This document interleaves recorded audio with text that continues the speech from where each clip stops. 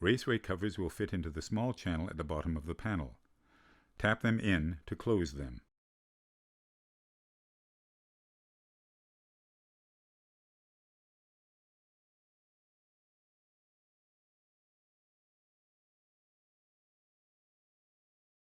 The duplex receptacles simply snap in.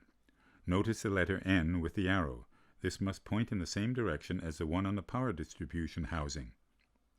Push until a click is heard to make sure it is connected.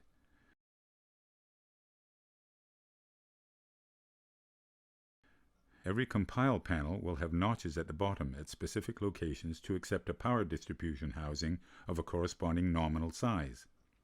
Fit the power distribution housing tabs into the two slots and push it into place.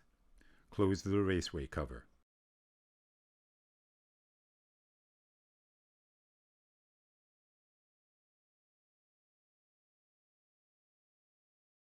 When a raceway punch-out is not in use, add a punch-out cover.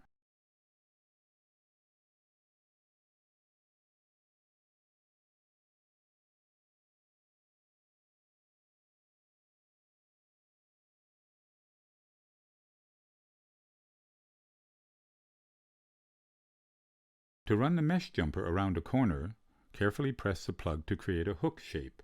This will make it easier to turn a corner through the narrow openings in the panels.